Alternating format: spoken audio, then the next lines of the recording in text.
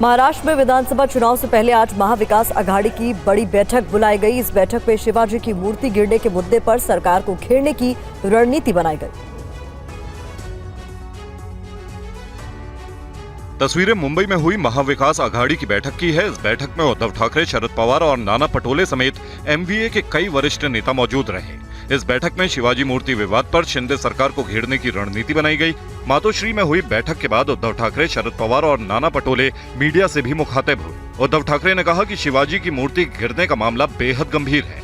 1 सितंबर को मुंबई में एमवीए मार्च निकालेगा। उन्होंने मूर्ति निर्माण में भ्रष्टाचार होने का आरोप भी लगाया। उद्धव ठाकरे के मुताबिक हवा की वजह से मूर्ति गिरने का दावा करना सरकार की नीयत में खोट दिखाता है। कांग्रेस के प्रदेश अध्यक्ष नाना पटोले ने कहा कि मूर्ति में कमीशन खाया गया था। मुख्यमंत्री कहते हैं कि मैं इससे बड़ा बना दूंगा। अरे जो पाप तुमने किया है वो पाप क्यों छुपा रहे हो? तुम कमीशन खोर हो। लेकिन ये कमीशन खोर सरकार को महाराष्ट्र के कब अकल आएंगी और जनता में गुस्सा है। शरद पवार ने कहा कि मूर्ति में भ्रष्टाचार हुआ है। ऐसे में शिंदे सरकार अपनी जिम्मेदारी से भाग नहीं सकती, जवाब देना पड़ेगा। और बिहार में नेता प्रतिपक्ष तेजस्वी यादव ने सीएम नीतीश कुमार पर बड़ा आरोप लगाया। उन्होंने कहा कि बिहार में डीजीपी के पास कोई पावर नहीं है। मुख्यमंत्री के लोग चढ़ावा लेकर पोस्टिंग करते हैं। ये पूरी खबर देखिए। बिहार में कानून व्यवस्था के मुद्दे पर सरकार और विपक्ष आमने सामने है। नेता प्रतिपक्ष तेजस्वी यादव ने अब सीएम नीतीश कुमार पर बड़ा आरोप लगाया है। उन्होंने कहा कि मुख्यमंत्री ऑफिस में बैठे कुछ लोग अफसरों की ट्रांसफर पोस्टिंग करते हैं। ट्रांसफर और पोस्टिंग के लिए बड़े पैमाने पर चढ़ावा लिया जाता है। इसी वजह से बिहार में अराजकता बढ़ रही है। बिहार में ट्रांसफर पोस्टिंग का खेल हो रहा है, तो इस पे ज्यादा बोलने की जरूरत नहीं। जो लोग हैं वो सब लोग जानते हैं। तो बिहार में पूरी तरीके से अपराध इस हिसाब से नंबर है। और डीजीपी को क्या पावर है? पावर है क्या? लॉ एंड ऑर्डर बिगड़ता जा रहा है। कोई भी रिकमेंडेशन जो होता है डीजीपी का, क्या ये प्रशासनिक अधिकारी जो है, ये तो अब जो मुख्यमंत्री के आसपास जो चर्चे बेलचे हैं वही लोग करते हैं।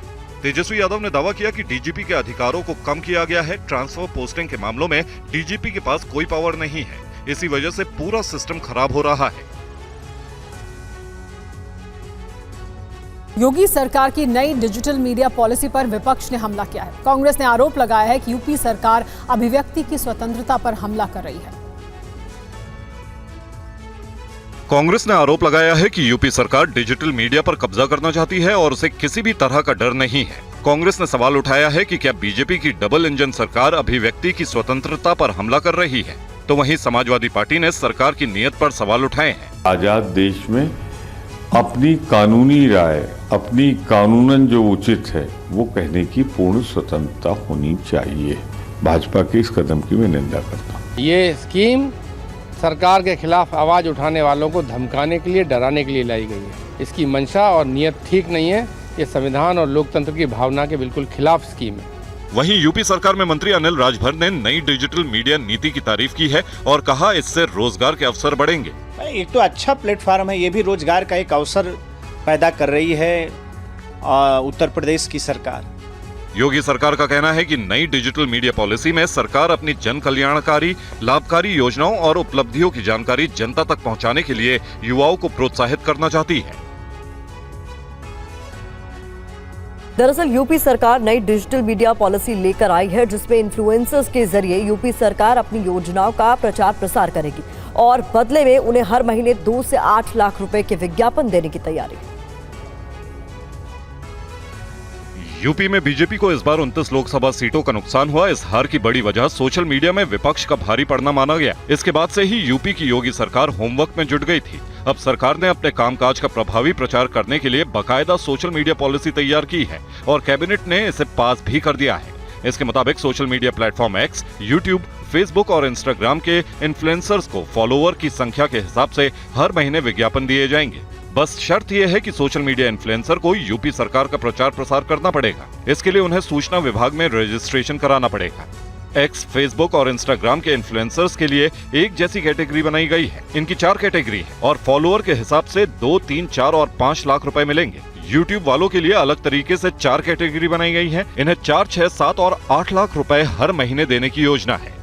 लेकिन अगर कभी यूपी सरकार को लगा कि इन्फ्लुएंसर के कंटेंट अभद्र, अश्लील और राष्ट्र विरोधी हैं, तो उन पर कानूनी कार्रवाई भी हो सकती है। उम्र कैद तक की सजा हो सकती है। यूपी से पहले राजस्थान में भी इस तरह की पॉलिसी आई थी, तब अशोक गहलोत वहां के मुख्यमंत्री थे।